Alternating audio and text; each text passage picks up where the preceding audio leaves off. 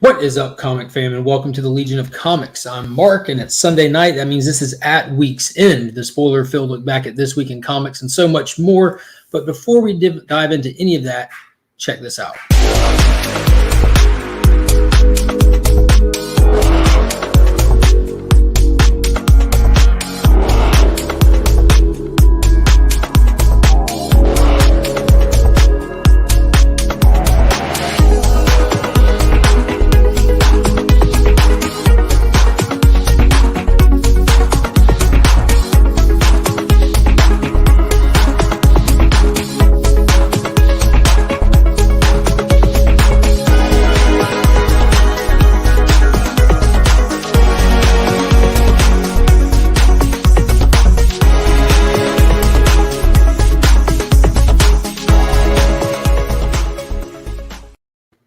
Big shout out to channel sponsor Big Time Collectibles. If you're in the market for any amazing exclusive variants, placing those FOC orders, or looking for any of those high ratio variants, be sure to check out BigTimeCollectibles.com. They sponsor the monthly Legion Loot giveaway, and you can follow them on Instagram and Facebook.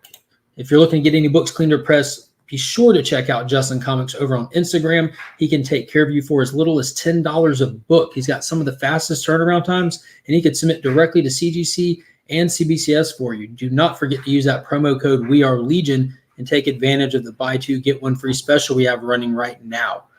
All right, so let's bring in our guests. We got, of course, we have my heterosexual Canadian life partner from the Great White North. What is going on, Comic Vet? How are you? Good, Mark. How are you? Doing great, doing great. Happy to be here. Happy to see your face again, man. Oh, you're too kind. I'm happy to see your face too. Thank you. I appreciate it. So tonight we have a special guest. We reached into the annals of the YouTube comic community. We went to the darkest corner we could find and grabbed the maddest evil genius we know, none other than Pocan Joe. What is going on?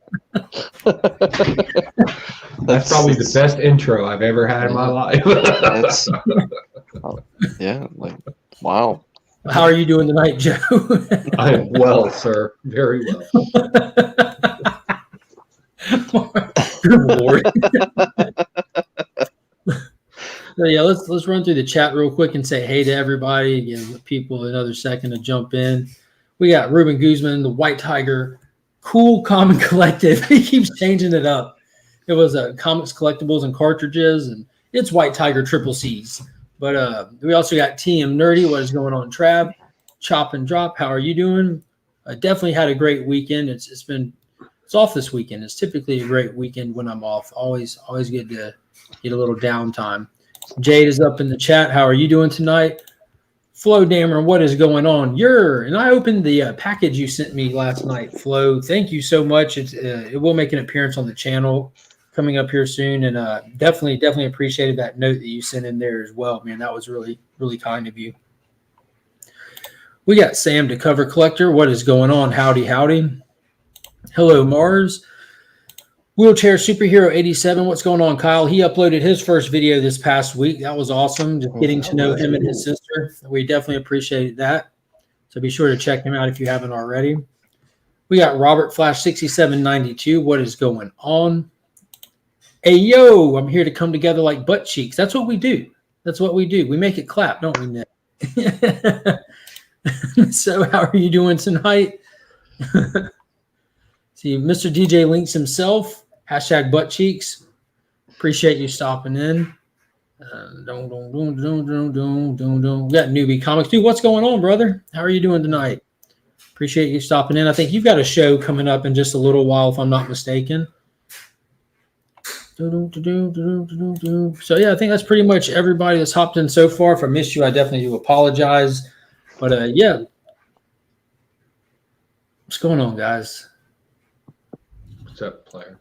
Nothing much, man. Just we always try to start off by doing a little bit of just recapping any kind of comic news or any kind of topics that might be rolling around in our noggins. And I think right off the bat, the easiest ones to kind of talk about and cover is the Disney Plus Day thing and how it was. I heard from a lot of people that talked about how it was pretty underwhelming. I don't know if they expected it to be like the investor call day, which was mad crazy drops like all day long. Which I don't think that's what it was meant to be. They're just celebrating the 1 year anniversary or the 2 year anniversary of Disney Plus. I think it's a 2 year anniversary, right? Yeah, I'm not too excited about a 10-second snippet of a film. That's barely a couple of scenes. So yeah. So the biggest things obviously were the 2 trailers that released for Moon Knight and She-Hulk, and they were our teaser trailers. They weren't meant to be full trailers, and they were every bit of tease that you could make them. So. I'm actually excited for both. I appreciated getting that little bit. It definitely, I'd rather have it than not have it. But as far as the She-Hulk one went, I thought her costume looked great. The little bit that you saw, it had the purple, it had the white on it. I can't really judge how she looks yet. They just showed you her rear end. But tone, so that's a plus, I guess. Mama's tone. Mama got no jiggles in there. She toned. Yeah, she does not miss squat day. As a matter of fact, that's the only scene we saw is her in the middle of squat day. But I did like the fact that they had the Hulk in there, so we'll be seeing some Hulk. Hopefully, they'll get him past this weird era that he was in. That, like myself being a Hulk fan, didn't really care for this the way that they used the Smart Hulk, and I don't know, it just seemed like they kind of just benched him. They benched the Hulk, but. It was cool seeing him as Banner. His arm is healed from using the Infinity Stones, which is a big deal. Mostly gamma. Yeah, it shouldn't have hurt him to begin with. It never should have hurt him. And I get if you want to make it like, oh, it charred his arm because it's so much power. It would have healed instantly. Mostly gamma. Yeah, and he should have gotten bigger than the other arm at that point, but. I did like at the very end of the trailer, they did a little nod to the Bill Bixby, Lou Ferrigno TV show. Of course. And had her and Bruce right next to each other and let her use the tagline, "Don't make me angry. You wouldn't like me when I'm angry." And they had Banner dressed like Bill Bixby pretty much. He looked like he was dressed like it was the hair. Yeah. You had the man fro from back in the day. Yeah, I thought that was pretty cool. What's going on, Stephen C? Yeah. What is up, Cade? How are y'all doing tonight? I think I was more excited about the Moon Knight one. That seemed like it just had more going on in it. Dude, that was intense. That's actually why I used him for the thumbnail tonight, because that one was really intense for being a teaser trailer. Like, of course, everybody's just waiting. The big reveal for anything is just what are the costumes going to look like. And they had that leaked image come out early on, which I think was an intentional Disney drop to gauge some reaction. But so we saw like his cape from a rear view. We saw like about this much of his arm when his hand came down, and the way that the fabric was weaving, and looked pretty legit. And then that beautiful shot where he's jumping across, and you get the silhouette of him. I can't talk tonight. Silhouette jumping across the moon. I was just like, I got a little goosebumpy on that one. I was like, damn. Yeah. The tone of it looks dark and broody. Like I was waiting on him to say "I am vengeance" at some point. Just I don't know why. But I'm really excited for it. I recently scored. If you saw like the Moon Knight 1 through 6 of his first ongoing series, I'm gonna read those. And it's pretty funny because 1 through 5 have like the same cover artist, but issue 6 switched to Earl Norm. And you're like, how? Why didn't y'all start with the Earl? Like Jesus. It was like two different sports being played right there. With that Earl Norm cover was insane. And I thought this new run of Moon Knight, I generally look forward. Like it's normally going to a comic book store for me. Right? You have YouTube channels. It's a little bit of a chore sometimes because you're gonna have to pick up some stuff you don't want. But like when I know Moon Knight's coming out, I'm like, honey, I gotta go to the comic book store. Moon Knight's out. Like I gotta get. Yeah, I know you've been rave reviewing that new series. A lot of people have though, and that's one that I started to read the first issue. I was just reading it digital because stuff that you don't necessarily want to read, but you like Eat the Rich. We were just talking about before we went live. I read that because it's a discussion on another channel that I'm a guest on, and it's painful to read because it's such a done to death story. It's not poorly written or anything. It's just done to death, but. for books like that, I just stick with digital on those, and it's still me trying to balance this era of digital comics because it's not really my thing. I'm not against it at all. I'm just not good at it. You know, I mean, I can read just good. Ain't got a problem reading. It's the habit of it, like trying to form a habit of when am I going to sit down and with a tablet. I don't think about it, you know, and then I'm behind. Then I forget what I read digital and forget to even bring it up to talk about it half the time. It's weird. It's still weird for me. Y'all do any digital reading at all? I'm old Usually school. I'll go into the U.S. archives because you can pull up comic books in the U.S. archives for free. So if there's a Golden Age comic that I have and I don't want to thumb through it normally, I can find it in there. And Is that the public domain books, though? Yeah. Yeah. We were talking about that briefly last night on Ship's Banter, and there's this guy who has a company named Guandanaland Comics, and anything that's public domain, there's thousands of volumes he's done now, but he goes through and does high-res scans of them. Yeah. He binds them together in large volumes. And even when Captain Marvel, DC's Captain Marvel, went into the public domain for that brief snippet, he managed to get a lot of them knocked out, but he wasn't able to complete them all before it got renewed. But it's really awesome. You should check them out on Facebook because they're super affordable and it gives you physical copies in your hand. My dad's big on them, like real big on them. I've got a few of them, like the Golden Age Catman and stuff like that. Mm-hmm. I'll definitely check that out. Yeah, the one thing that I took away from the Disney Plus day was the thing I kind of wondered when Disney Plus started, when they announced that they're going to be going heavy MCU, was they didn't really do much for kids. It was all kind of geared towards the family-friendly kind of stuff. And now with the new teasers, or at least just the title placards that we got, so they're going to have their own Spider-Man. They're going to have I Am Groot. They tease the holiday special for Guardians of the Galaxy. I think that's interesting that, okay, finally there's going to be a new Spider-Man for this new generation. I don't think there's been a Spider-Man cartoon in the last little while. And it seems every 4, 5, 6 years, there's always a new Spider-Man cartoon that comes rolling out. So I'm curious to see if this is going to be MCU-centric kind of thing, or if it's going to be... or if it's going to be, just there's like their own take on stories from the comic books that we've had lately. And that I Am Groot one, I feel like this one's been long in the waiting because that was one of the first slated ones they gave us with the original, like without dates on it, but when they gave us the original, like, what is it called? I mean, on the comic, it's called a trade dress, but when they show us all the logos, I guess. Just placards. Placards or the logos. What is going on? And there it is, Joe. We got the first super chat of the night. So let me hit this little thing. I appreciate that super chat there, Flo.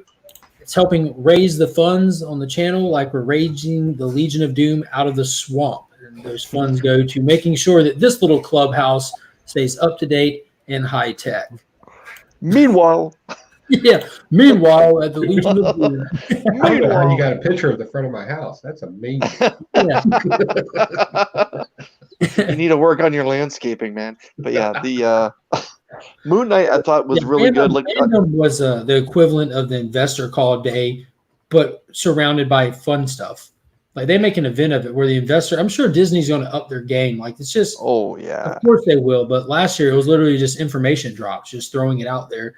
But Fandom's actually fun. Like to get to. You feel like a participant. This particular Fandom was much better too than the first one, in my opinion.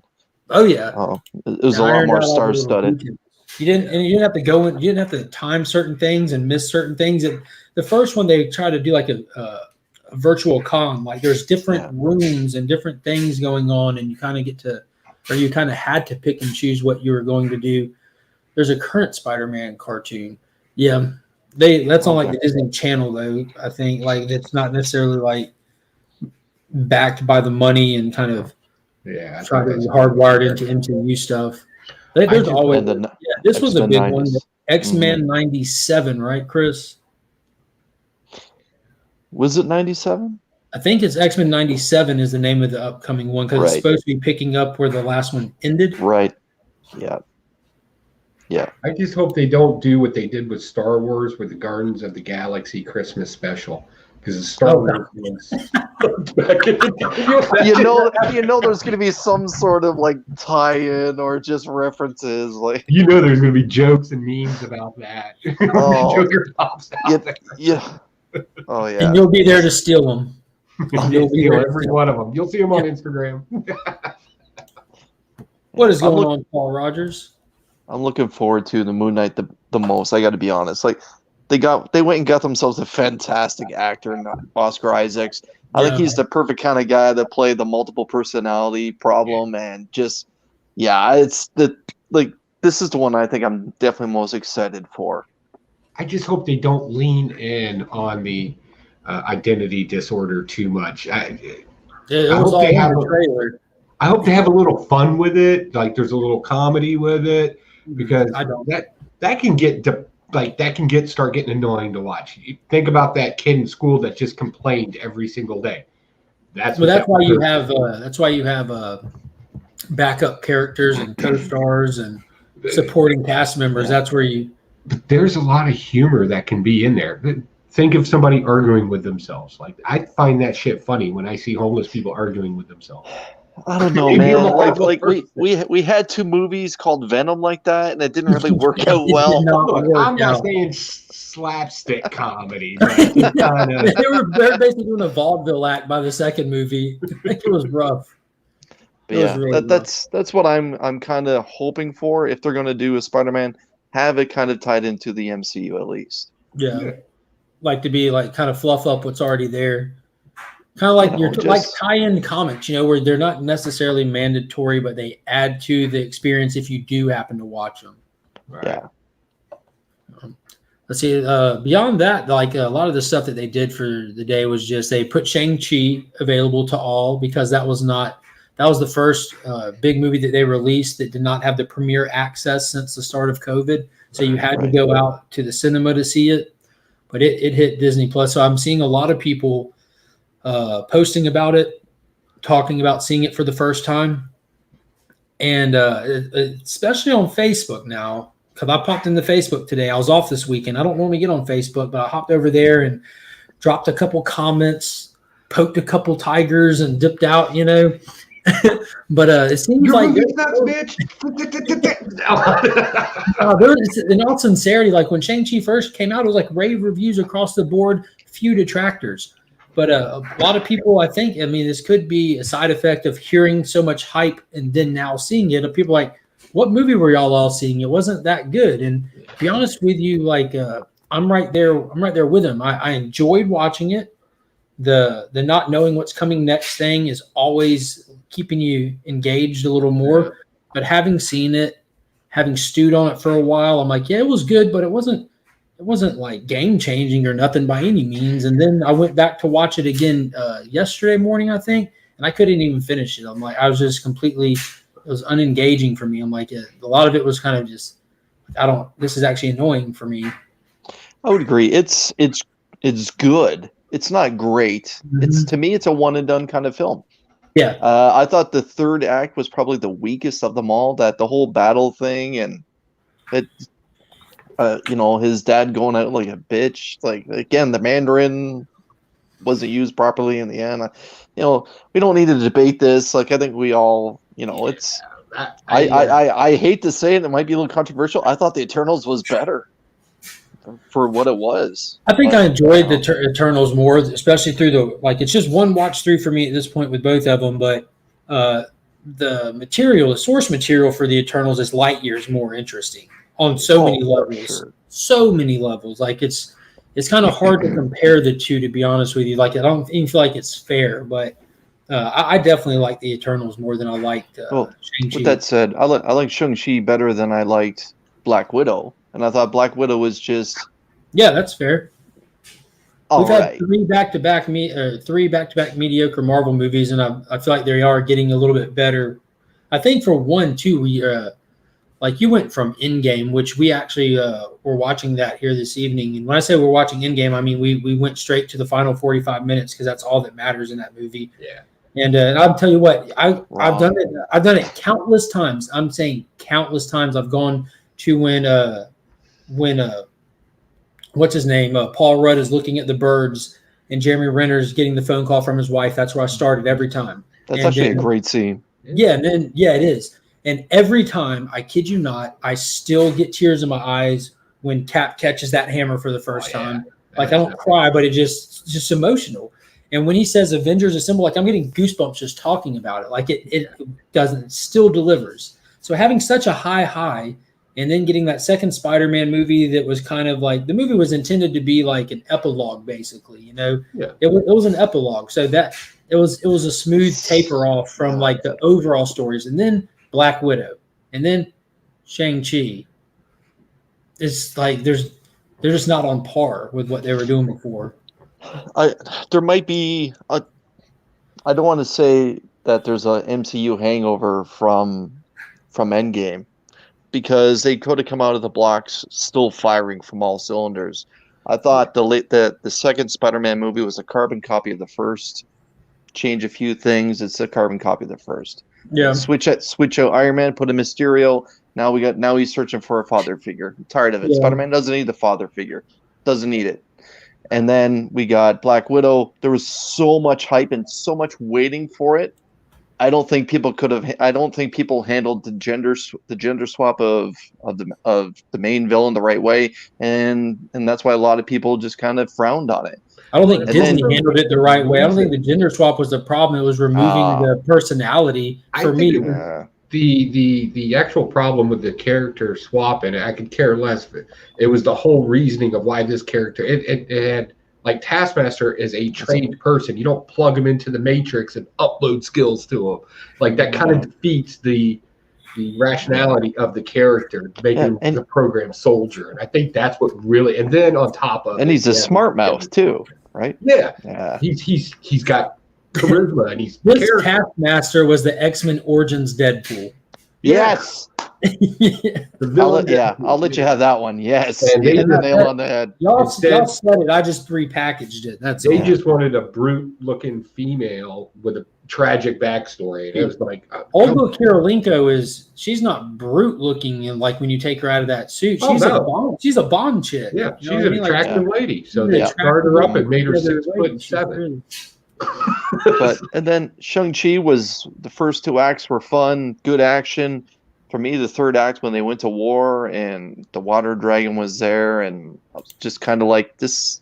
I wish they did not make that a mandolin villain in that. I wish they did not make that father that part of the story. I wish they took that away, because to me it just felt like you were stealing from a great character, Shang-Chi, who has a rich history behind him, and all you did was name, like they do in comic books. I have a bad hero here. His comic book's not selling.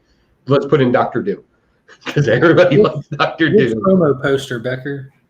And I was just like, and that whole, like you said, the third act thing where we go to Woo Woo Land, that was all bullshit.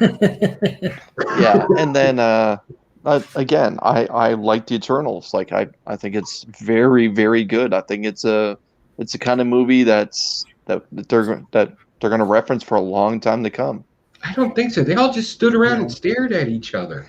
Like, it's just the events that happened in it. It's going to be one of those reference movies for me. I'll give you that. Yeah, because I mean, for nothing else, like we know Namor's coming, and there's no way Marvel in their right mind will not have him fighting on that dead stone Celestial. If they don't do that, they have lost their mind. I still think that's Galactus. I'm just saying they're going to rewrite it. That's going to be Galactus. And they're going to do some magical woo stuff to extract that would be kind of like if they lean, and my thoughts on it, if they lean so accurately into like the whole Earth X issue explanation of Celestials. I mean, they pretty much read it out of the book, and that's how fast it went in the movie too, which kind of bummed me out. But they did it. They put it in there. It's MCU mythos now. Like the Celestials use planets to seed and incubate themselves, and Galactus is the equal opposite in the universe to the Celestials. His purpose, unbeknownst to him, and why he hungers to feed on worlds, is to cosmically balance how many Celestials are out there. That overall keeps the universe in balance. Too many Celestials will throw it off as well. So I know that like that Celestial that came out, you can see like the little side spike, or at least one of them. You can see one of them pretty good. But Galactus isn't the only Kirby character. I know, but it would be with all the talk and buzz, like that's immediately where your mind goes. Yeah. But then again, with this whole dimensional thing and getting more and more into the cosmos of things, I'm pretty sure it will get switched around. I can hope and dream. If you can put Fing Fang Foom's face on a llama, I can dream. Yeah, the whole movie, I was looking forward to Fing Fang Foom. And before that, Friday before I saw it on the community chat thumbnail, it had Shang-Chi and Fing Fang Foom on it. Yeah. So the whole time I was expecting him. I was wanting him to be the dragon at the end. And then you saw like little things that have like the whiskers, and you saw the llama. Yeah, just teasing the hell out of it. And then you see the dragon that's not Fing Fang Foom, and I'm like, oh. It's that thing from the never-ending story. Yeah. It was Falcor, yeah. Yeah, no. That's what I'm saying. The third act was just like, man. That tank, like when I was watching it, because I actually live streamed myself watching it that night at 3 a.m. And when that tank popped up going unrealistically fast and moving unnaturally through traffic, I'm like, what? It looked off. Yeah.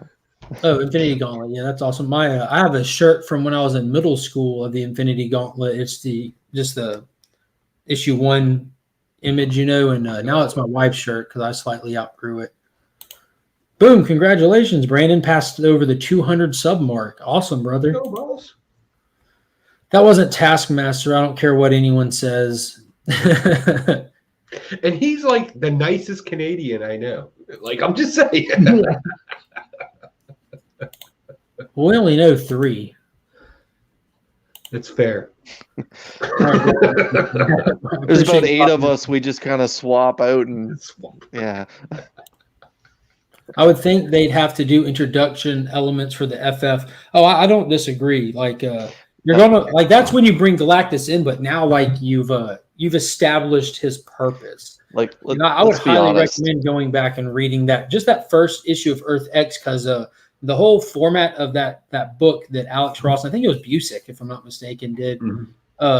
The whole format of it is it's Uatu and Aaron Stack. It's the Watcher and Machine Man on the moon, and the Watcher is basically trying to hand over the reins of his job to Machine Man. So this first issue, they go through a detailed behind the curtain explanation of the 616 universe through the ages. It's almost like the history of the DC universe, that 2-issue oversized book series they did in the mid 80s. It's kind of like that, kind of wrapped into one real quick.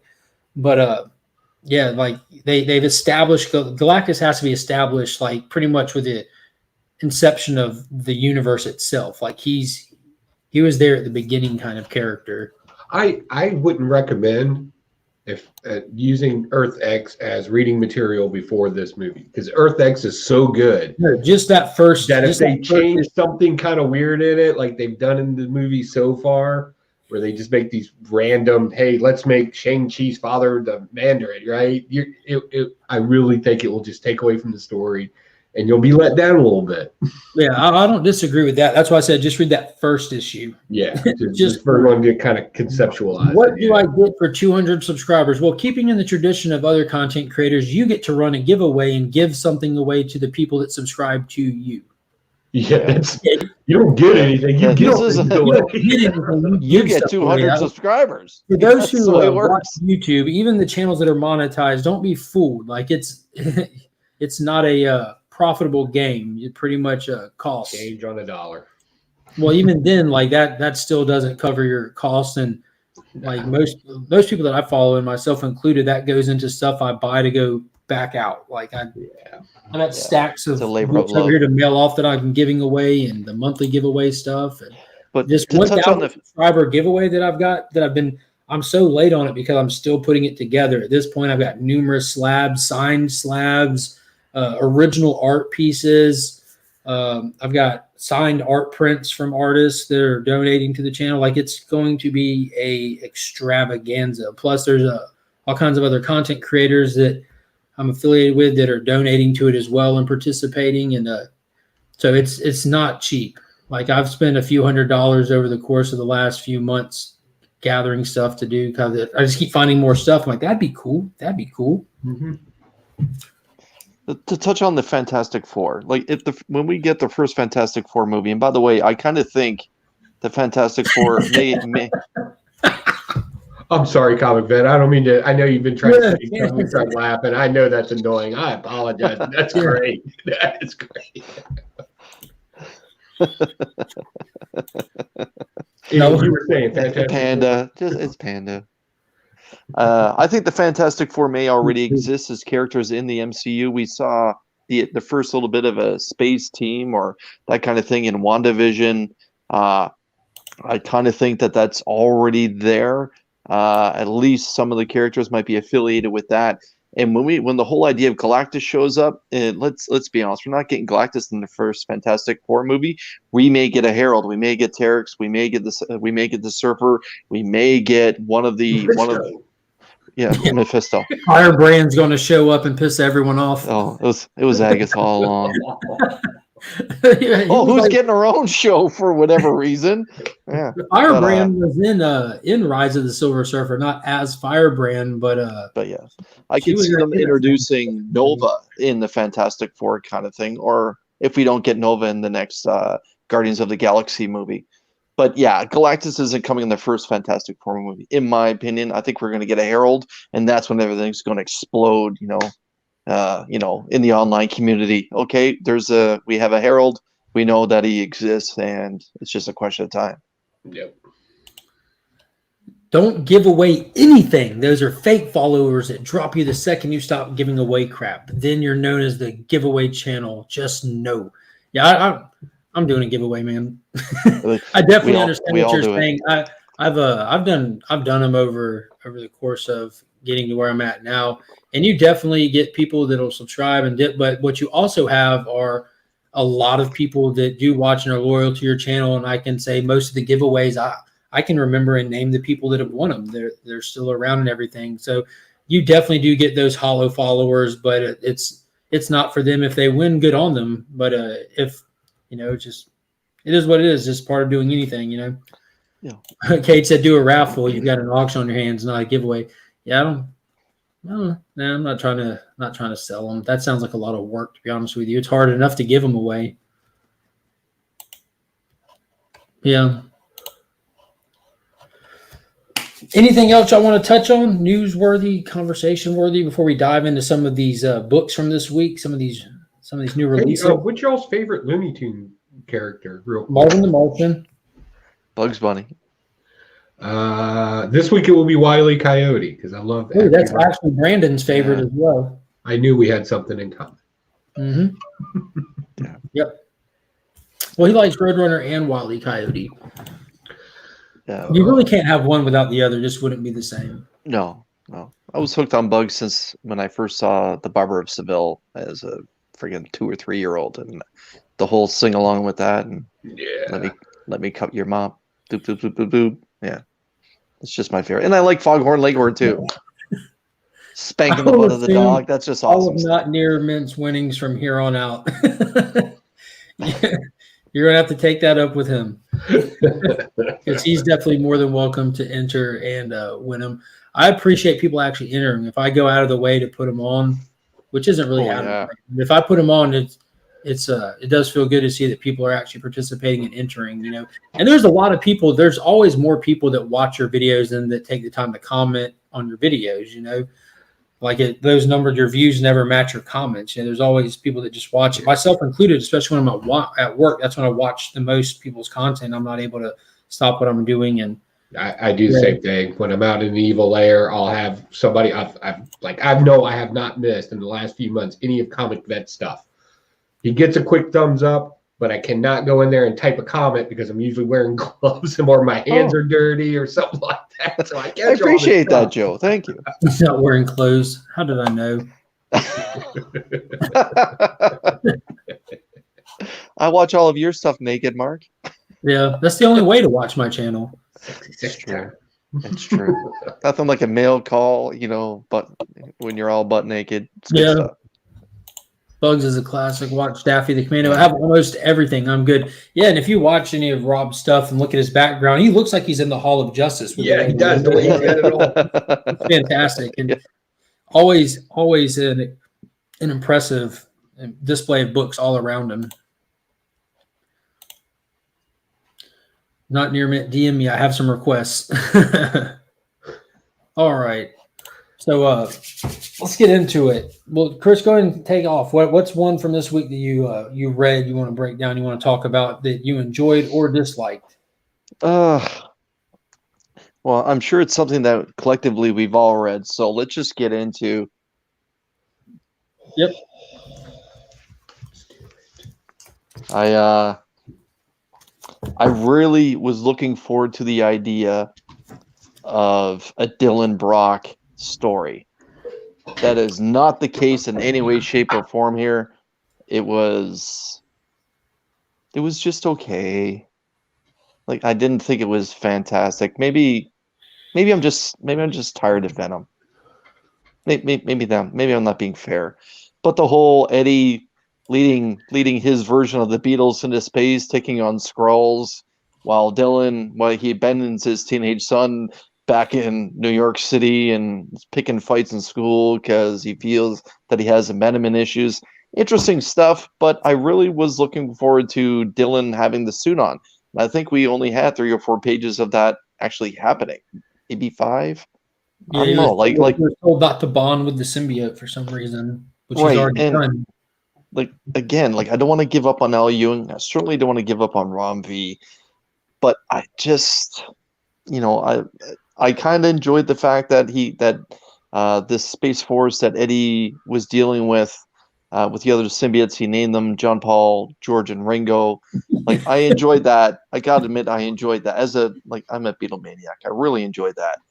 But, like, did we get the finer details of why he was dealing with the Skrulls kind of thing? Like, were they Skrulls? Were they Skrulls? Were they not? No, they were just aliens from what I remember. I thought they were Skrulls. They might have been. They had that chin.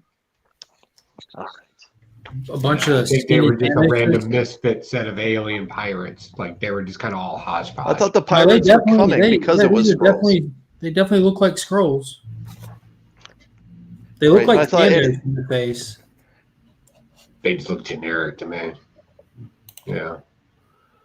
I mean, yeah, are they Skrulls or do they they have to be have Skrulls or Thanos' chin? I thought that just from looking at them, I thought they were Skrulls. If they're yeah, not, okay. I didn't click with that. They're even wearing purple, so and there's a lot of indicators that should have made me think they were Skrulls too. But it was just okay.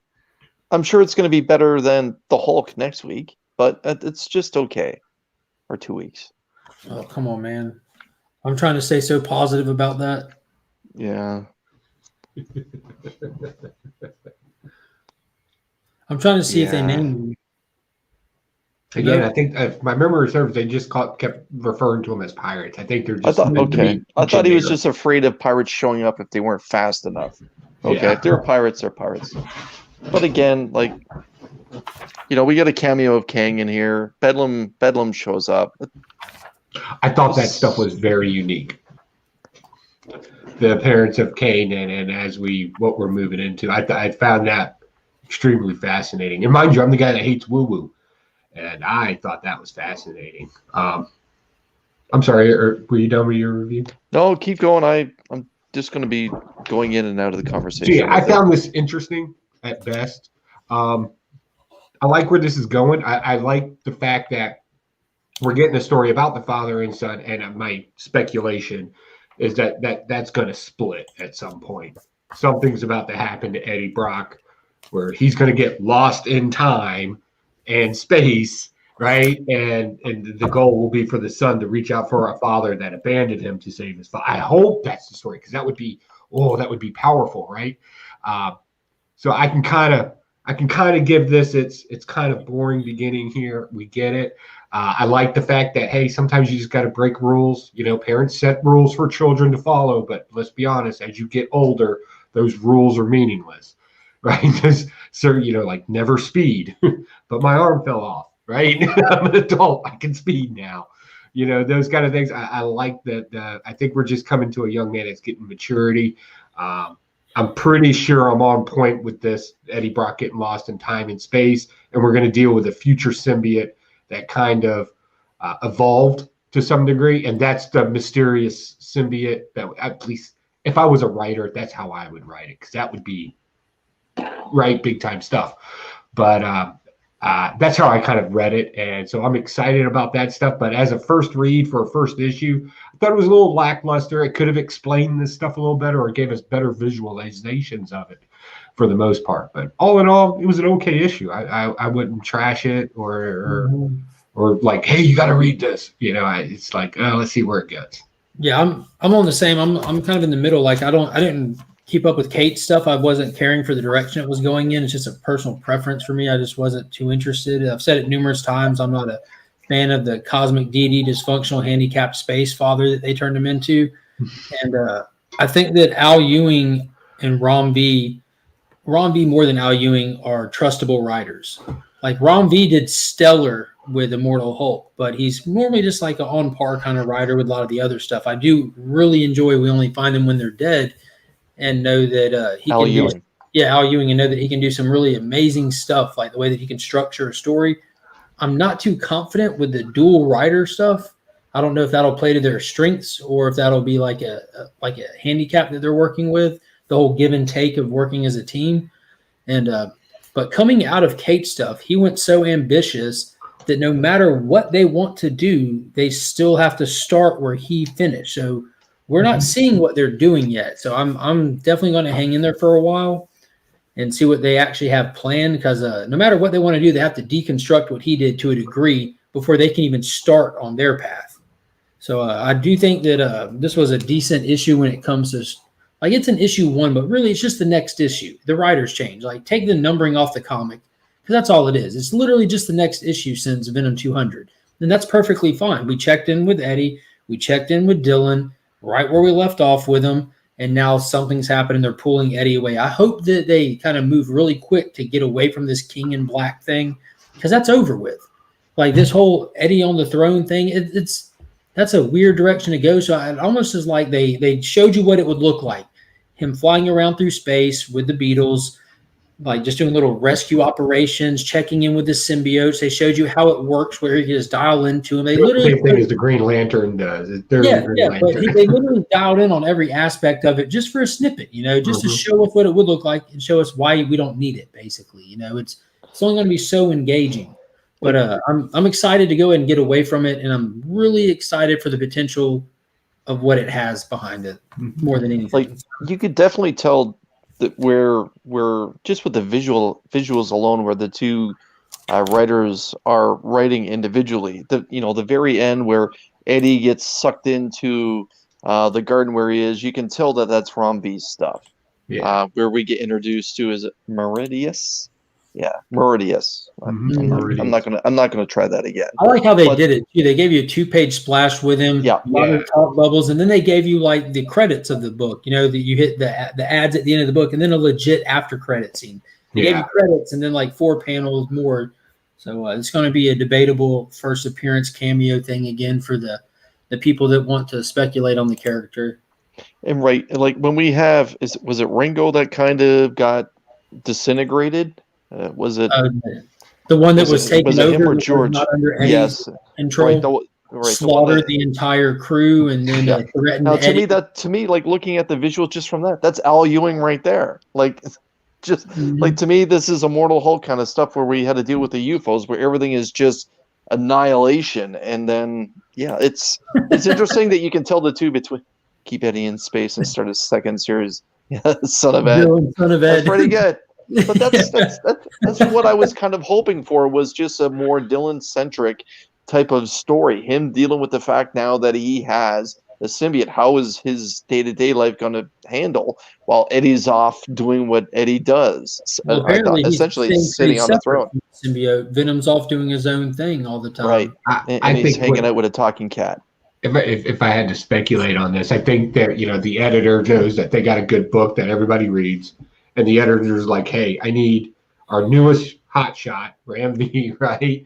And I need a little bit of a seasoned writer here, because I need both of you working on the same project, because I'm going to split the projects, and I need you to have the same voice. And I promise you, once we start going What through. does that say about our Spider-Man title with what 3 or 4 different writers on ASM right now? Oh, that's just, hey, I need somebody to actually come to work today.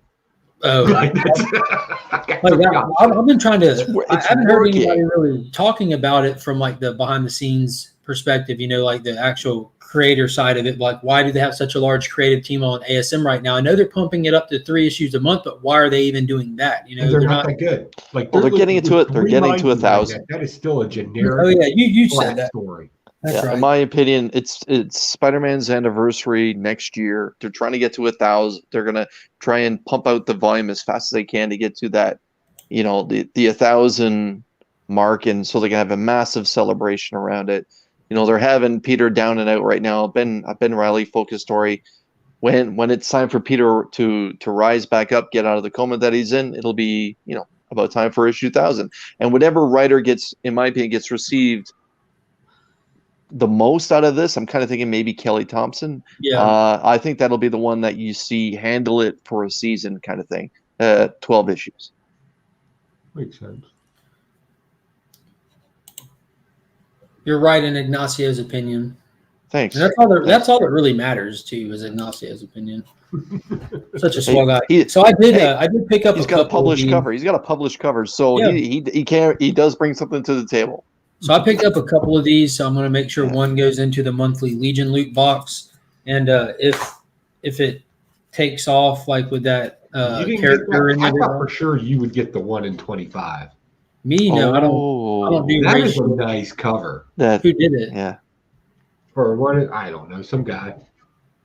I can't even see it because of the glare. I'm trying to. That is a nice cover. I did see that. I've seen that one. Have you seen Kevin's cover? That is, I think it's in Cabbage. I believe so. Yeah. I see it now. I don't have my glasses on me. Yeah, he's so good. That's amazing. Billy Boy. But I grabbed a second one in case it does hit pretty hard and it becomes like a decent book. I'll throw it in next month's Legion loot box. And then the actual cover that's going in my PC, I picked up the John Romita Jr. cover. Yeah, I love those fingers. I like that, but I don't like it at the same time. It's an acquired taste. It's a taste. creepy vibe, but it looks childish at the same time. Yeah. I don't think I see him do Venom too often. Cartoon creepy. Yeah, cartoon creepy. Much like The Thing.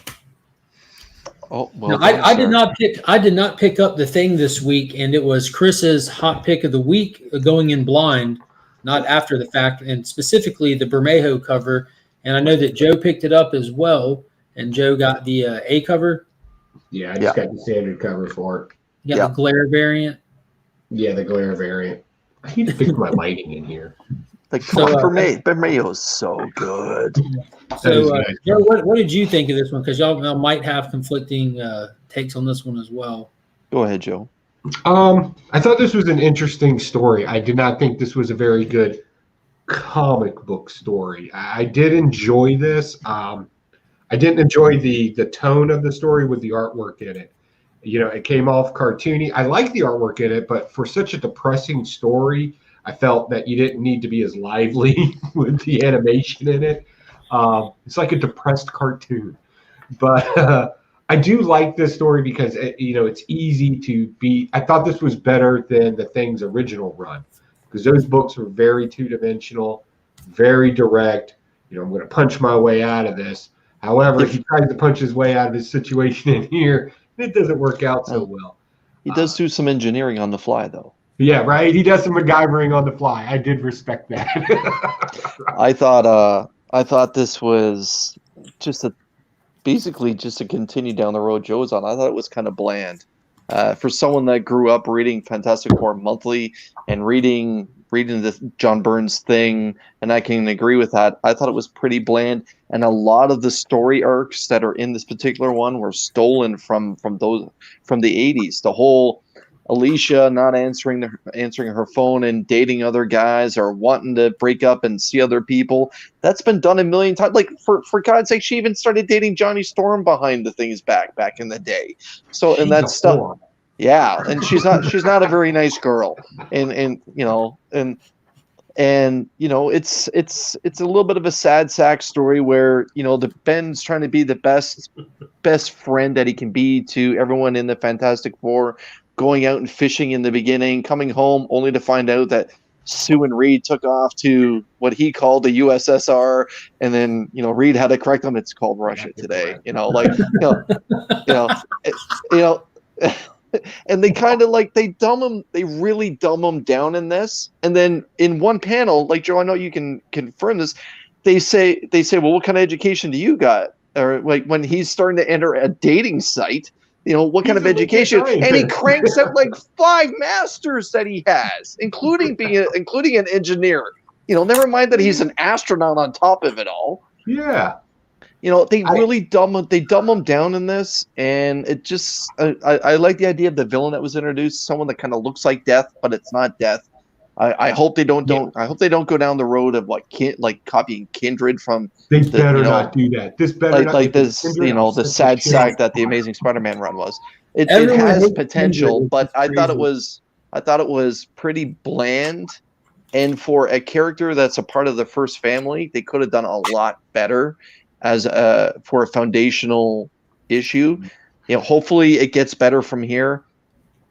But the whole sad sack thing and the whole broken heart thing by Alicia, it's been done 100 times before by better writers. Like, give us something significantly better. I like the cameo by Hercules in here, although I don't see how it tied into it that well.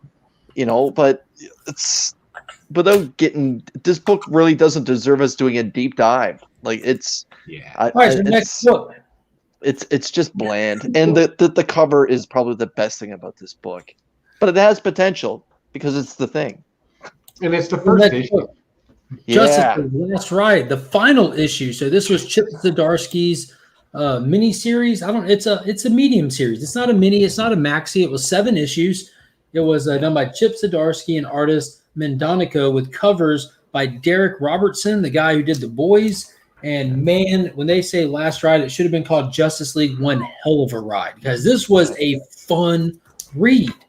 And for me, I feel like the main story that really grips you is not the action.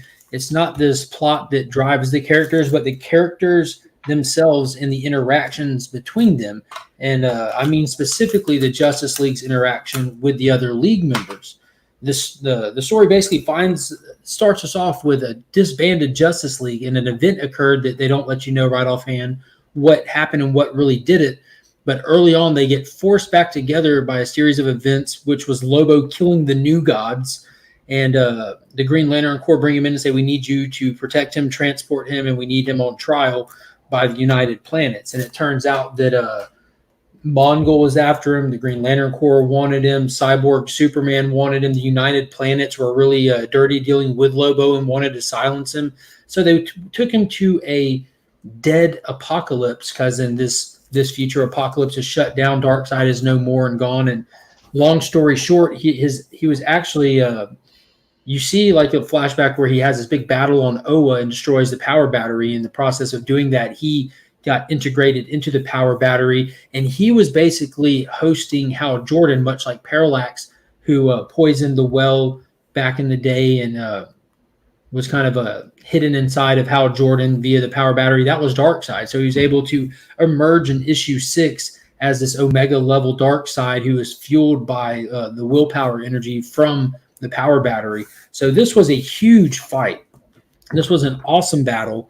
We saw Martian Manhunter come back from the dead because his consciousness was stored on Apocalypse as well, being a telepath and the mental capabilities that he has. He was bigger than his physical form, which I thought was awesome when they start throwing constructs left and right, and it's like hordes of Apocalypse villains and John Jones. Like, this is nuts. But it was a fun read. They let Lobo out of the bag to go around and help fight and battle. And as soon as he was done, he's like, I did my job. Where's my money? And Wonder Woman's like, oh, you got them all? He's like, of course I did. Cuts his head off. All right.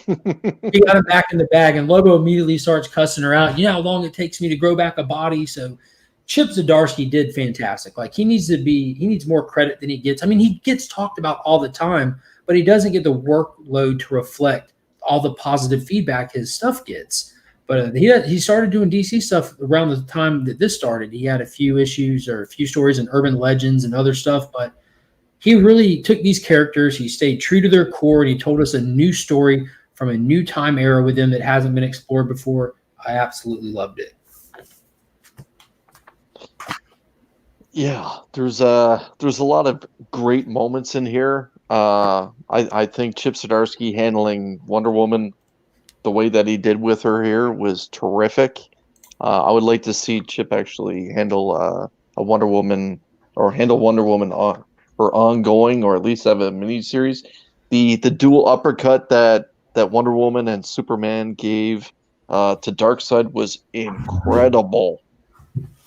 Only to have him, of course, pop back up and fly away, knowing that he was defeated. And then that's when Hal goes after him, and Darkseid reminds Hal that, I shall destroy your life again. But, Green Lantern blows him up. Yeah, I thought it was a real good conclusion.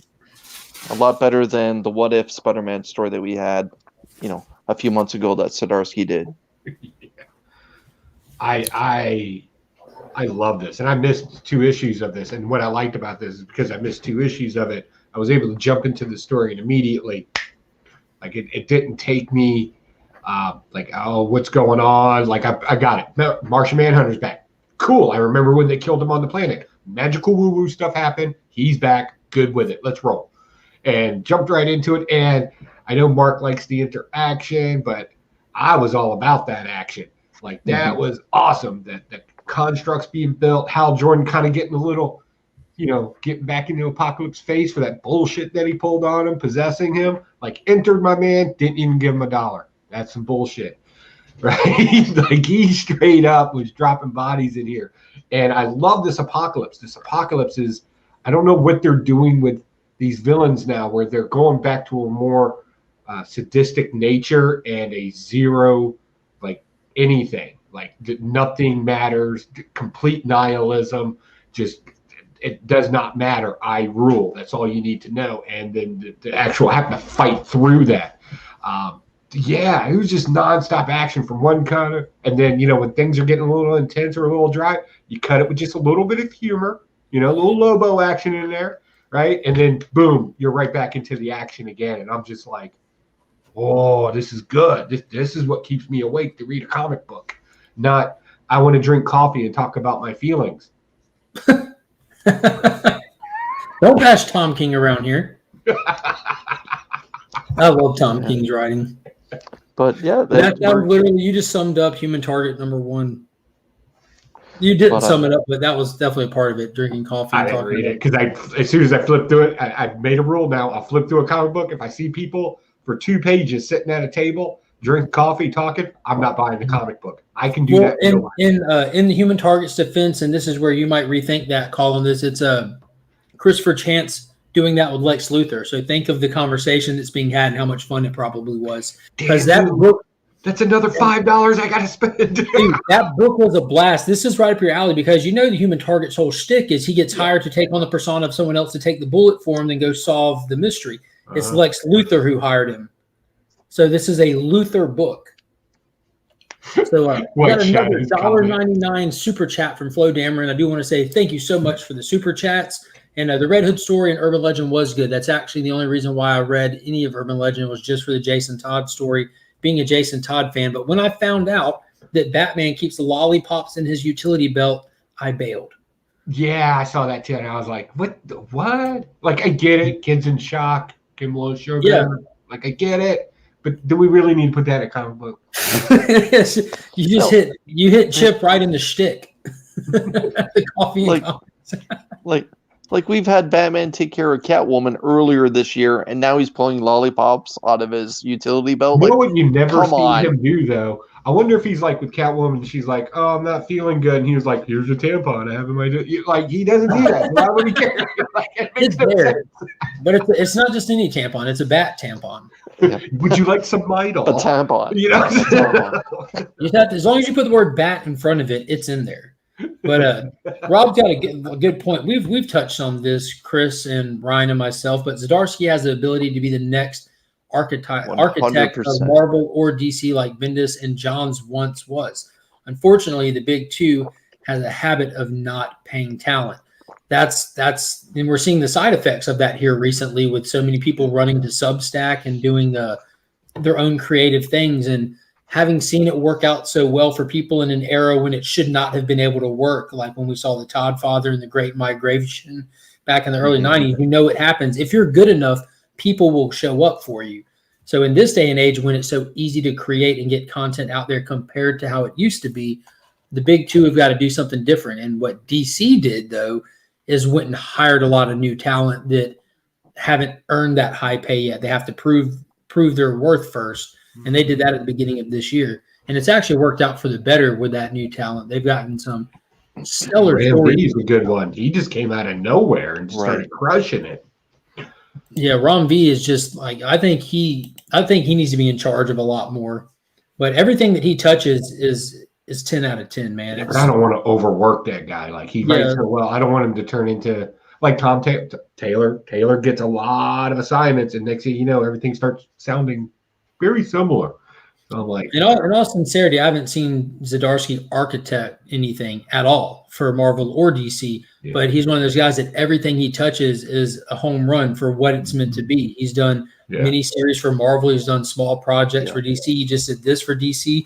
He wrote the single best issue of Crossover for his one shot. So he definitely should be given the opportunity, because if none of these people who are working for these big two companies do not have ideas and grand plans rolling around in the back of their mind. If it were to ever fall in their lap, I would be interested to see what he does. With that said, he is getting his first shot at the title because his Daredevil is so well received.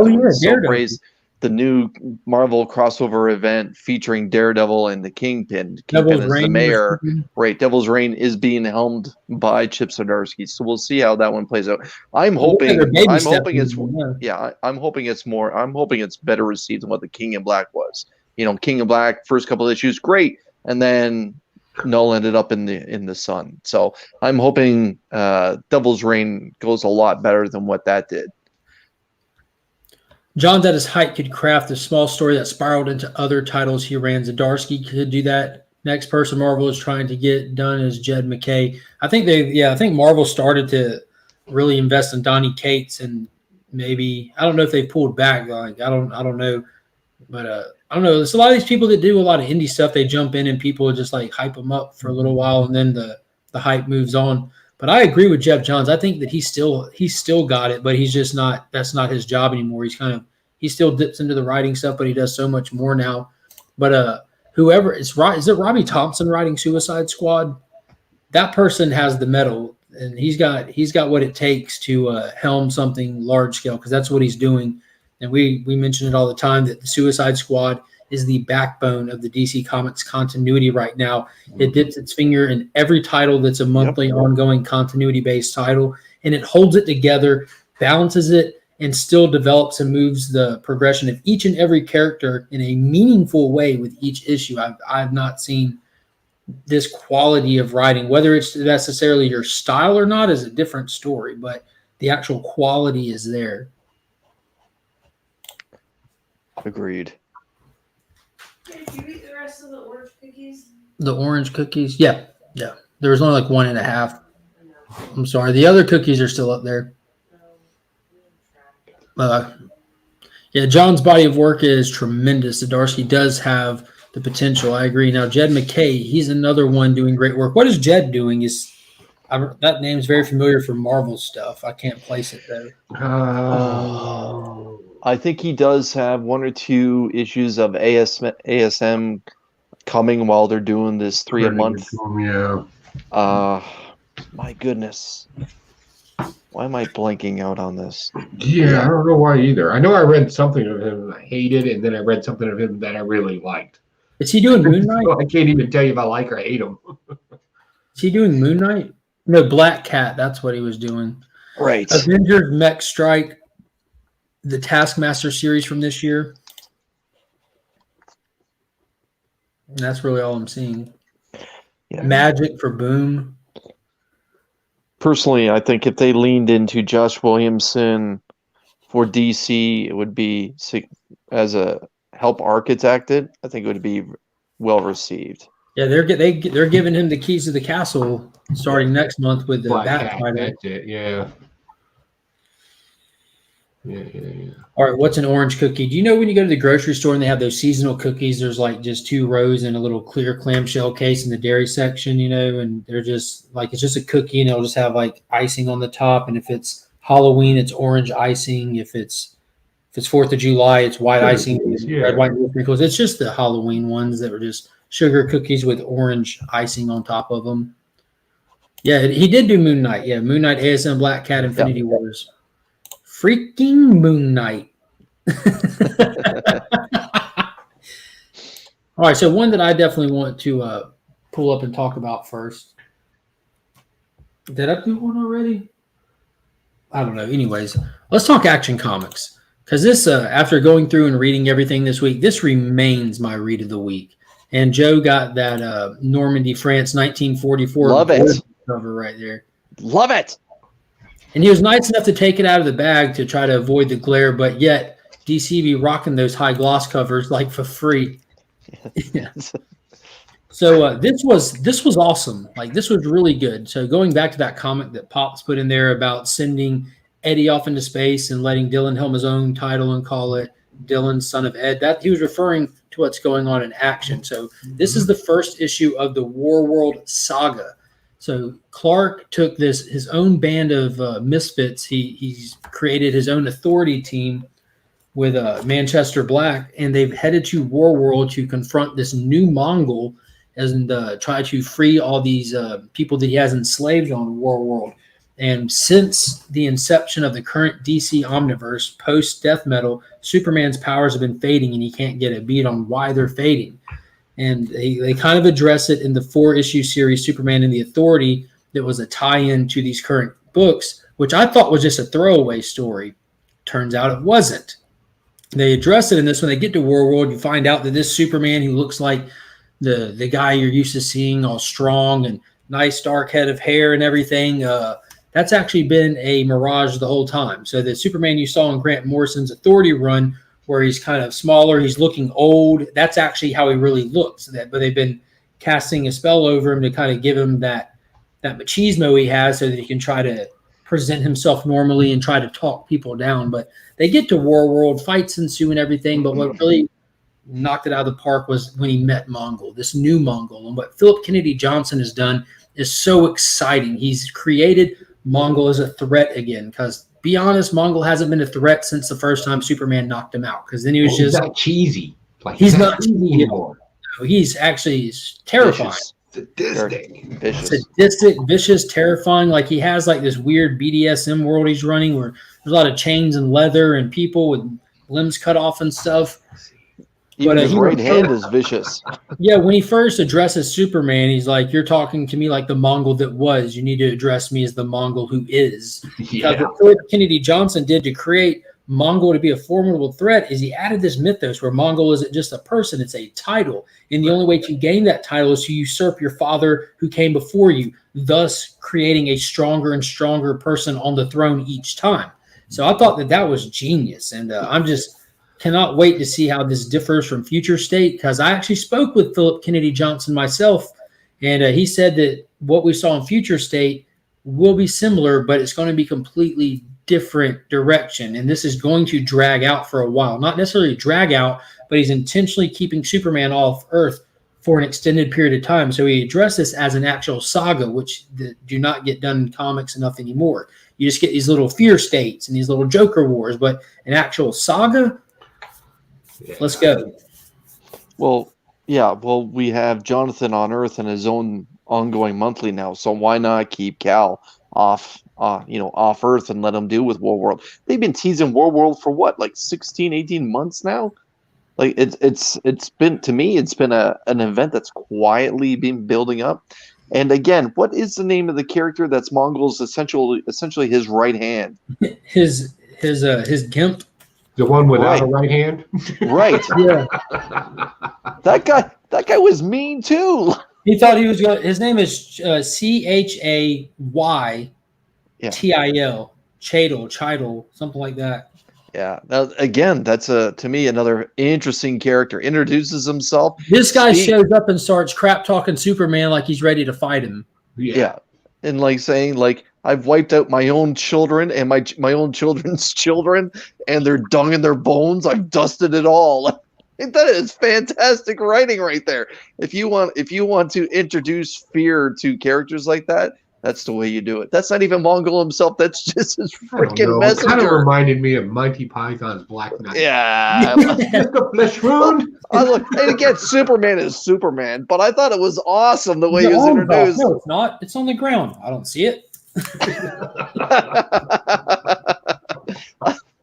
It was still fun. I don't care. And Philip Kennedy Johnson is a huge Chris Reeve fan, and he writes Superman with the traditional values and the way that he presents himself in that classic fashion, and he does it in such a new age way. It's fantastic.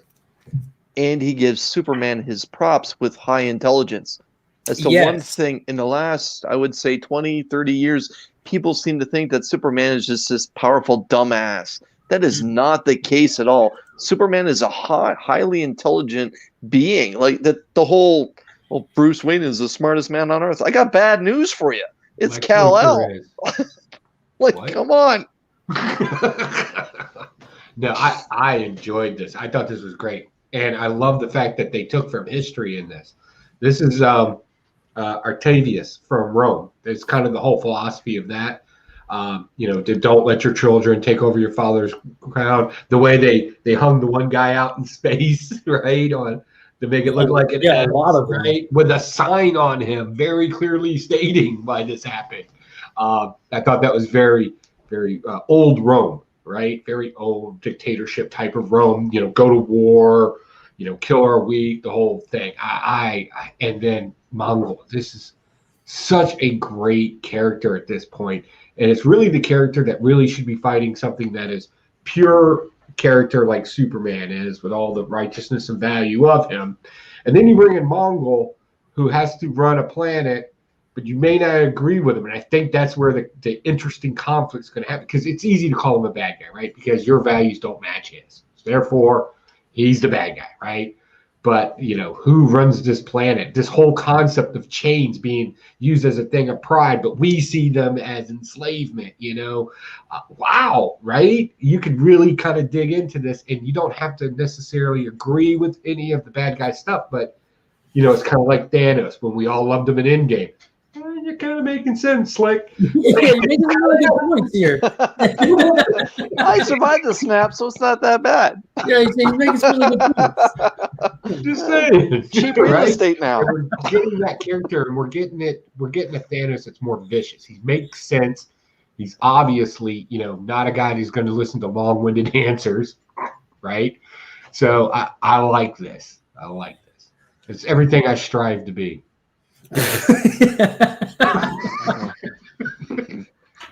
Superman is back. Yeah, the contrast between Superman and his whole environment he's been thrusted into is just glaring through every page. It's just tense. It's really tense. Man, I sure hope they don't kill Superman soon. Let's not go there. Yeah, early on when Philip Kennedy Johnson's first issue he did, I think it was Action Comics, because he was doing Action and Superman for a couple of issues before Taylor took on the main Superman title and it got rebranded. I called it that I think they're gearing up to kill Superman. And it turns out they weren't gearing up to kill him. They're gearing up just to get him gone. But the writing was definitely on the wall. They're going to kill him. I don't think so. Mark my words. Timestamp this now, folks. 2023, Superman will be dead.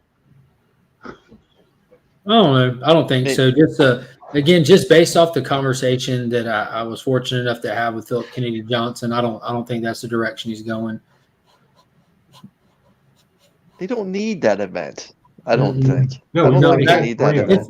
It serves the same purpose. Him being alone and gone and not able to get home. He's gone. Like he's gone without having to do the kill him and bring him back trope.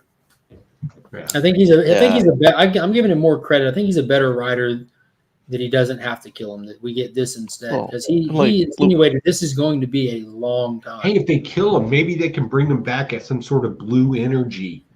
And then he can split into a blue and red energy. yeah, in the battle. and then he can be like all metaled out Yeah, or just partial parts of them. and have like long hair. A mullet. Yeah. Chris, what's another one you got from this week? Let me see. What do you got on top there? That one. A righteous thirst. Righteous thirst for vengeance. I hope For that vengeance. Ignacio's in here. He said he was ready to hear about this book early on in the chat. Now, see, this is the downside of me doing digital, because that's one that I had on my read list that I forgot that even came out. I sat here and read stuff for next week. I'm like 3 books down already for next week, but I forgot to even read that one because I'm not good at reading digital. I got a little confused with this story. I got to be honest. It starts off with the I want to say Asian Canadian, because it does take place in Vancouver. We just see hours later he's walking away from the apartment that he was in where he found the dead body, or he kind of spaced out and all of a sudden there was a dead body. I don't know if we don't know if he killed him or not, but it's kind of like a day in the life. The Asian Canadian is doing things normally. He checks his mail. We have 3 pages dedicated to checking his mail, but he does do some covert stuff inside of his own home to go get a flash drive to plug into his computer. So, and we kind of find out that it looks like he's actually a contract killer. So it was a little bit of an interesting twist that way. And then he gets tasked with who I feel would be his next target, and he decides to do it, only to find out while he decides to get ready to do this, he goes and visits his mom in a senior's home and just has a quiet conversation with her, and the lights are not home with mom. And as he begins to go to the next target's home... Did he forget to pay the bill? Did he forget to pay the bill? Why isn't her lights on? No, her lights are on. She's not there. You just said she was. She's not in her right mind. Oh, you're being insulting. You're a horrible person, Chris. No, I'm not. Not at all. And what it looks like, much like the first issue, there's little to no dialogue in here. Very little dialogue. And on his way to the next target, he comes across what I'm only presuming, who's on the cover here, is also another contract killer tasked with the same target. And they have a little bit of a back and forth conversation, and they decide to go in and attempt the contract together. And when they go in, they walk into this young lady who's dicing up a chicken breast, and when she turns around, the 2 of them are there, and one of them has a gun, and it's not the Asian Canadian. What is the jump drive? So it starts off hours later after the first book, where the mysterious murder took place, that it left us hanging, wondering if it was him that did it, if he walked in on it. Oh, so he goes home, goes into his apartment, goes in, locks the door behind himself, and has a flash vision of the guy from the first one that he ran into in the supermarket, who he had the vision of when he saw the murder. And he goes and moves out his entertainment stand, opens the floorboards and takes a jump drive out, plugs it into, and he pulls up this thing called Wet Bear, like Wet Works almost, job sales, collections, grievances. And he signs in, he hits jobs, and he pulls up the 2 people that are dead. Job status completed, worker Blue Jacket, operator Mayor Oak. So it looks like this guy's a hitman almost, like Wet Work, Wet Bear. It looks like he's looking at his next target. But I'm kind of thinking that every time he goes to do something, he blacks out. Not to say that he doesn't accomplish what he's doing. He just doesn't seem to have memory, or we don't get to see the visual of him doing this. And he's this guy that walks up on the police and jogs up on the police. That's the part where where I just thought it was confusing. Like, I don't know if they're setting up a foundation for issue 3, if Remender's going down that road or not, but it doesn't seem like it's tied into the first issue. But I'm not going to say this is like Bunny Mask, where it's kind of all over the place. But So at the end of the first issue, when the Asian Canadian walked out of the murder scene, he left one bloody shoe print outside of the house, and it looks like all the cops on the scene of that said the whole place was clean. And this gentleman comes jogging up in workout clothes and speaks to him like he's a detective who decided not to drive his car, but to put on a workout outfit and jog to the crime scene. And they discovered the footprint. So maybe that it's going to be just normalize Pop's Addict's determination for this individual as a Can-Asian. Oh yeah, there we go. Canadian. I think that's ingenious. I think he's going to have multiple personalities. Paul said that I can see that happening. So, like I did this with the first issue. So when the first issue came out, I was on a show with Joe, and while they were talking about it, I went and pulled it up real quick, and I was able to actually go through the first issue real quick because there's so few dialogue in it, and this is the same way. But yeah, just was able to burn through it. It's definitely intentionally like a mind twist, supposed to leave you hanging. And obviously, I do want to point out that this gentleman who we're following did look at his mail, and he's full of debt, and he also had some test results from a lab, and he refused to open them. He just threw them away. So it said urgent test results. So maybe he's terminal.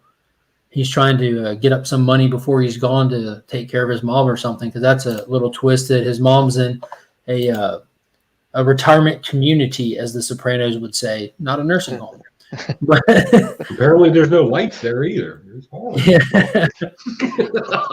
At least with his mother. Yeah. But they do kind of, I kind of wonder at the end of this book when the two hitmen are approaching what I feel is their target, one of the hitmen takes a couple pills. So I'm kind of wondering if those pills kind of black you out from having memory or what. Yeah, because he even addresses when he tries to hand him, he says, paper says it's both of us before and after. Like they're supposed to take the pill before the job and then after the job. So I have a question. Do you feel like you have to use more imagination than what the story's telling you to tell the story? Or do you think that it's telling you a story? No, it's definitely telling you a story, but it's intentionally not giving you answers. It's like take a clear, concise story and then take your little vision like this and have them just put it in front of you in different places of the story. And you know what I mean? Like the story's all there, but you're only privy to certain very specific parts of it that leave it very mysterious. I still don't understand necessarily how the title is affiliated with the main character that we've seen so far. Like if what he's doing is for some sort of vengeance, like if the person who runs that website, the Wetworks website, is someone who he's going after, and he's just doing more jobs to try and climb up the hierarchy, kind of thing. Okay, if he's trying to get to the person that's done some damage to his mother, okay.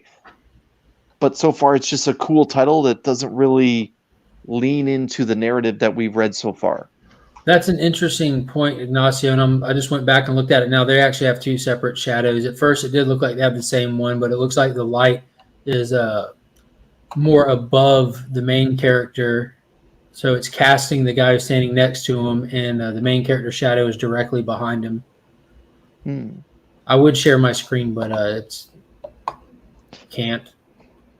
So I wonder if then are we having a little Moon Knight action in a Righteous Thursday? I don't know, but they do have two different shadows. Unfortunately, that would have been cool if that was a little. Okay. Yeah, like do you have the copy in your hand, right? Show the last panel when they're standing there right before he says "Lucky Girl." So when he was on the Wetwork site clearing out the last job, he found his next target, and it ends in the kitchen of the next target with him and the other hitman. But you'll see the other hitman's shadow is casted farther, while his is casted really close to his body, like the light is more directly above him. But yeah, you can see here. This is the target. This is his shadow that's basically directly below him, and then the other guy over here. So that's just really, really close attention to detail with lighting right there. Lucky girl. What a creepy thing to say to somebody right before you kill them. I say that to my wife every night when I lay in bed with her. Lucky girl. Yeah, apparently he's well known in the biz, but he seems like he's having a very bad time all the way, almost as if he didn't want to do it. Yeah. And every killer is a manifestation of his mental illness. That'd be very interesting. That would be interesting. I would probably be more enthralled with that than anything else. There's definitely going to be an awesome twist to this. I mean, they're Absolutely. Seems so creepy. So not Fight Club. You know the first rule of Fight Club. Oh, pump the brakes, man. Pump the brakes. We don't talk about that, man. Yeah. But no, Blue it's USB drive, blue jacket. Yeah, there were multiple USB drives in there as well, and he did grab the blue one. So yeah, I would recommend that book because that's a good talking piece book right there. Kind of like Nice House, how it's giving you more questions and answers. But yeah, the main character is definitely on, I don't want to say on Skid Row, but he is not living check to check anymore. We're talking about a guy that's taking public transit to go take care of a hit. So it's an interesting narrative that Remender is giving us. But again, it's and the way that him and the other hitman walk up on each other is just weird. Like he just says, Mayor Oak is my friend, who's obviously the person passing out the contracts, talk in the alley. Just everything about this book is just odd. Not in a bad way at all, but no. Not weird odd like Bunny Mask. Yeah, no, just Crime Syndicate kind of odd. Yeah. Something's back with you. One that I do want to touch on, point out, highly recommend is Batman the Imposter. This one is fantastic. Mattson Tomlin's writing it. Andrea Sorrentino is on the arts. And this is the most grounded, ground level Batman story I think I've ever read almost. I did find out that Sorrentino is helping with the upcoming film with the storyboarding. That's why so much of the visuals in this, you can actually see where one way or the other they influence back or forth from the trailer for the upcoming film, but it's not influence. It's from the same creative mind. But this takes place on the second year of Batman's job, and he's actually meeting with Dr. Leslie Thompson, the longtime Batman shrink in Gotham. Oh, yeah. Yeah, but he has to check in with her every morning after escapading, and he's trying to get to the bottom of the imposter that's out there doing what they do. There wasn't too much in the direction of really pushing the plot forward. More, it was a character study. You kind of see how he spends his nights and how he's kind of breaking down a little bit, trying to get to the bottom of this, making some bad decisions, being early in his career. And the detective that has been tasked with trying to get to the bottom of it, he reached out to her as Bruce Wayne to try to figure out what she knows and everything. And it looks like there's kind of a romantic interest building between the two of them, which we all know how Batman's story goes. It's not gonna play out well whatsoever. But the art is really good. It's not gonna be everyone's cup of tea, but more importantly than that, like the visuals that Sorrentino does are just outrageously good. Same person who's doing Primordial right now. Like the panels, panel to panel work just tells the story on its own.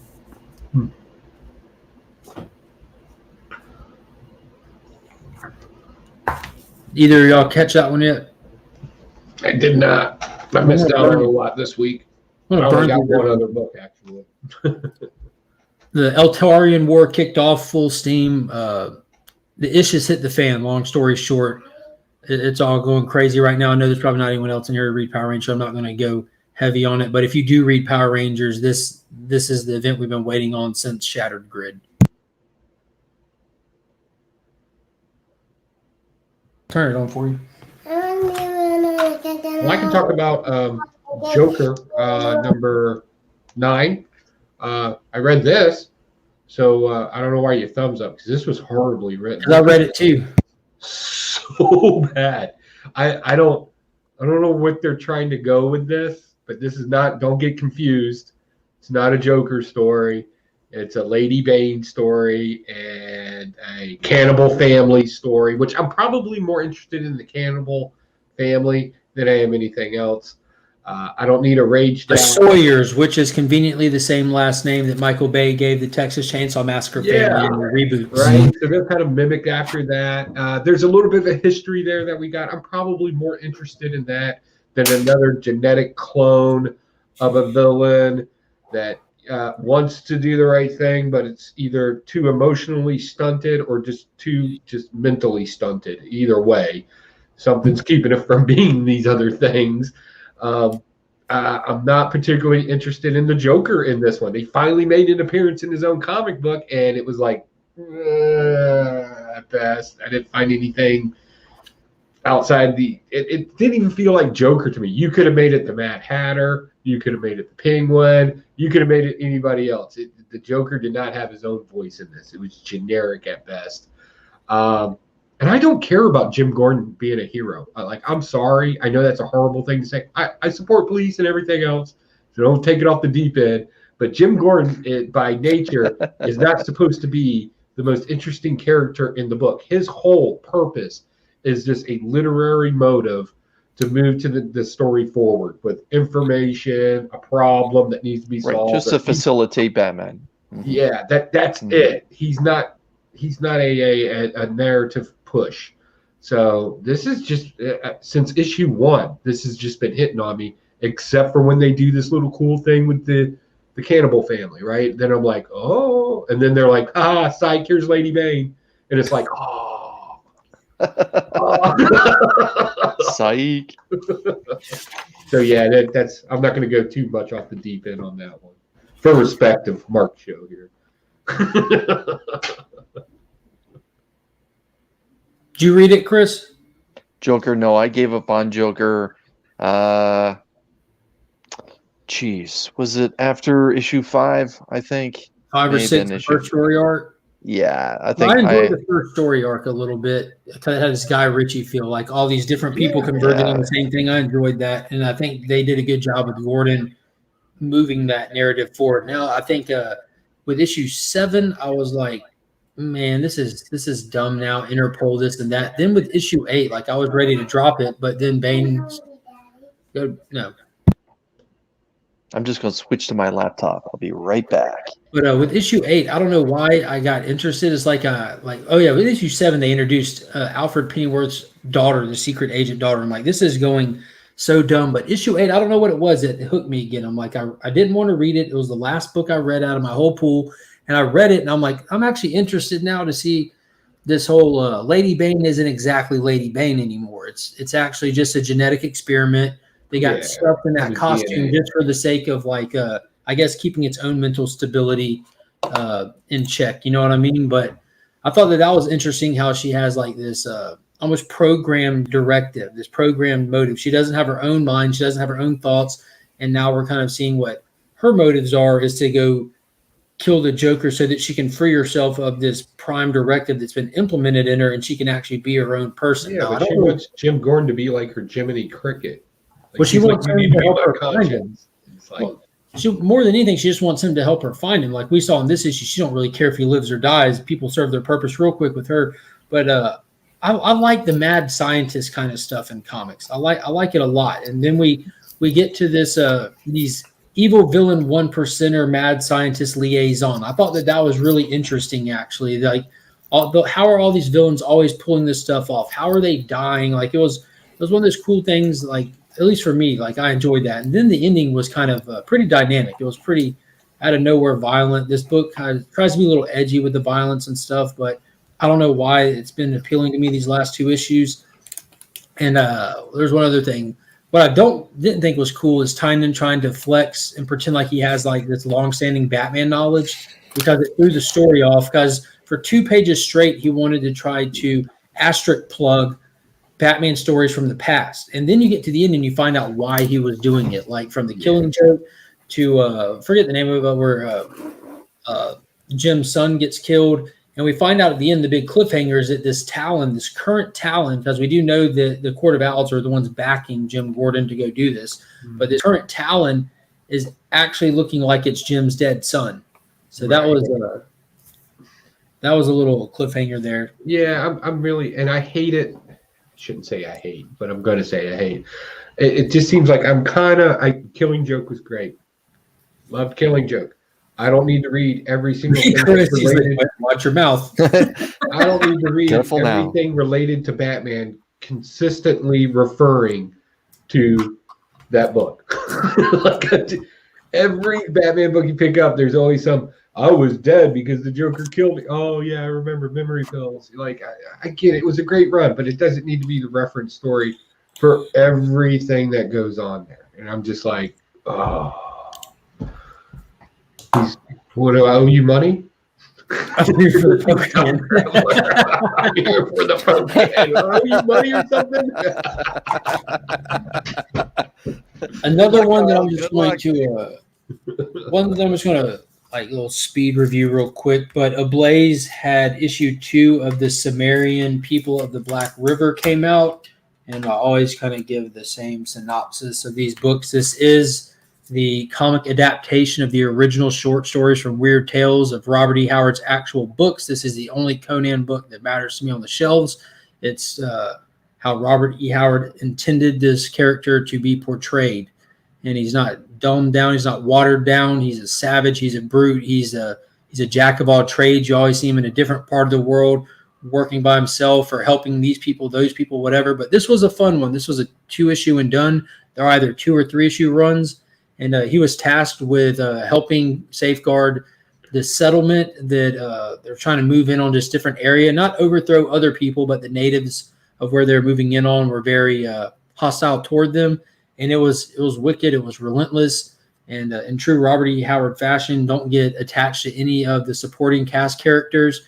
And the way that they did it was beautiful, man, because Conan and his sidekick for this one, for lack of better words, parted ways to go save the settlement in 2 different places. And then when it was all said and done and Conan's at the city that was the destination talking with somebody else later, the guy just mentions how he ran into your friend, and it's just showing these different panels of the aftermath. He said, I ran into your friend, and you see this one panel of his buddy laying there with just dead savages all around him. He's like, he didn't make it. But let me tell you something. He went out like a barbarian. I'm just like, because the whole concept of this is how like civilized society was never meant to exist. This world is barbaric and meant for barbarians. Us trying to be civilized in a barbaric world is swimming upstream. We're going against the grain. That's why there's so much strife, because people don't just accept our barbaric nature and how barbaric life is. And it was just awesome because this was the refined guy that Conan was like, no, we have to do it this way. Like he was kind of critical of Conan for the way that he was operating, like kind of luring in the locals, the savages, in their own tongue, and when they show up, just slaughtering them. He's like, trust me, they would have done worse to you, kind of thing, trying to explain why being barbaric is the only reason he's still alive, kind of thing. But it was cool to see that one image, an overhead shot of that civilized guy laying there with all these dead people around him, because he went out saving villagers, like that he was getting out, told them to go ahead. We won't make it half a mile before they catch up to us and slaughter all of y'all. I'll hold them off, kind of thing. And it was just, he embraced what Conan had been telling him and went out like a true barbarian. It was really cool. This was one of the better ones. Cool. So I've just quickly skimmed over this, but gentlemen, could this be the DC read of the week? I read that. I forgot I read that. I read it digital today. That was phenomenal. Yeah, it was. I think, in case you guys didn't know, I'm gonna have to plug because it's a Canadian creative team, Dustin Nguyen and Jeff Lemire, or Lemire, however you want to pronounce his name. Robin and Batman. This could be the Robin that we've been waiting for a long time. It was the Jason Todd Tim Drake. Right. It was the Jason Todd Tim Drake. It was. I thought it was really good. Yeah. Yeah, he was really mouthing, he was back talking, but it was man, how. And yeah, it's synopsis. It starts out with Robin before he even has a suit, just going out for his first attempt on the road on the streets after training, and it doesn't go perfectly. Batman tells him to back off. He doesn't. Batman steps in and he basically clips his wings right off the bat, and it was really cool how it was just in the mind of how like overwhelming it can be and how mundane it makes ordinary life, how you just long for the nights, how you just long for the nightmares because the dreams are too normal for you. It was really, really cool. Jeff Lemire. Lemire. No. Yeah, I said like I was gonna pass on it, and I just read it digital today while I was on the crapper, man. I'm just like, I'm gonna hit this real. I I It can't was read. fantastic, Nick. It was good. It's not going to spec out or nothing. It's not going to be hard to find. There's Yeah. plenty of them out there, but Like it was it's a it was beautiful book book. too. Yeah. Yeah, it was. It Yeah. was. Like Dustin Nguyen's painted works in here. It is like visually, it's stunning. And then of course Lemire is a good writer on top of it all. But yeah, it's even like it presents like, you know, like The Killing Joke. It's a very high end book. $5.99. It was cool because UDC. he runs into Killer Croc briefly and everything because he thought he was trailing some people that Batman was already trailing and wasn't being noticed, but Killer Croc notices him immediately. Batman has to step in and save his life. Gets a few ribs broken in the process, and Robin makes his own costume in this. He makes it based off a design that he has in his journal. So he goes out in that costume, and they get back to the house. Batman gets the costume, destroys it, and everything. And Robin gets all offended by him destroying it. Thinks Batman's clipping his wings, and he's like, "Why would you destroy it? That was mine." He says, "Because I have this one for you." And he actually had a high-tech, high-quality version of the same suit where Batman had been reading his journal, which he took offense to. And Batman's like, "Well, we can have no secrets." And there was a lot of, I don't know how to explain it, but all the emotions and modes that Robin was going through, Batman was going through the same exact ones, but from a different perspective. And because of their lack of communication, they were stepping on each other's toes throughout the book. And then it was cool because at the end you see Croc wandering through an old rundown circus, and he walks in and he sees his old tank where he was on exhibit. Then he walks and he stops in front of the Flying Grayson's banner. Like he remembered him, and he went back to where he remembered him from. And the whole time Killer Croc is making this walk, it's giving you the same dialogue, the internal dialogue Robin had in the opening of the book, and it closes with it, but with Killer Croc. And it's still Robin's dialogue, but it's just perfectly pertaining to Killer Croc's story as well. Like I've never seen one dialogue work through three characters simultaneously and flawlessly. It was top notch. Nothing much. What is up? How's it going? Hidden gems up in here. I've only got one more book that I read this week. Do you guys have any? That's it. I'm out. I had a very short haul this week. Billy the Kid. Oh, I love that story. This book is so damn good. It's ridiculous. I don't know where it came from or why it came from, but it is good. So it's a revenge story through and through, and it's told by whatever that word is that you use when you replace human characters with animal characters and tell a human story. That's what you get here, but it starts leaning into some mystical stuff, some supernatural stuff, and a lot of violence. Very Asian and Western kind of clashing. I remember issue 1 vividly in my head. It was such a great story. Yeah, so he's on a quest to get revenge on the hurricane that killed his Paul and the rest of his family and friends. And he comes across his Sifu, or his teacher, who reluctantly becomes his teacher. And you start getting some backstory on that person, and it opens the door to this huge mythos of characters and heroes and villains that we never got to see. Anthropomorphic. I don't know. You should have put a period, not a question mark. Yeah. If you would have put a period on that, we would have agreed with you. Through and through. You got to come hard at Mark. Like you can't come at him questioning your own answer. Yeah, that was great. If y'all can find that on the shelves, it's only up to issue 2. Give that book a shot. You will be surprised. It was good.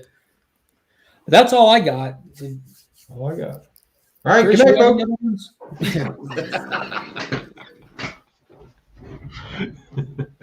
She said, "Yeah, just can't spell it." You got any other ones from this week, Chris? No, I was just looking through the books. I haven't hit them yet. Just quickly show everyone the other books that I picked up. The new Wonder Woman.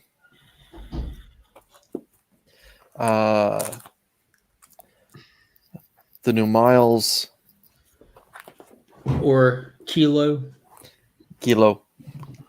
Kilometer Morales. The book that I'm actually excited to get into is What's the Furthest Place from Here?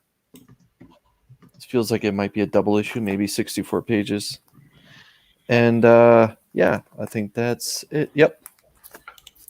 Light week. You buy more indie number ones than I do. You know, I'm normally the guy that goes back and grabs them after I hear that they're decent, you know.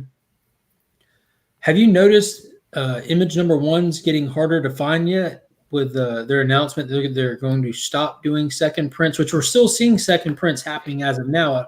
I guess it hasn't hit yet, but Right, like because last week or the week before, we had a second printing of Primordial number one that came out, and we're going into the third issue for Primordial already.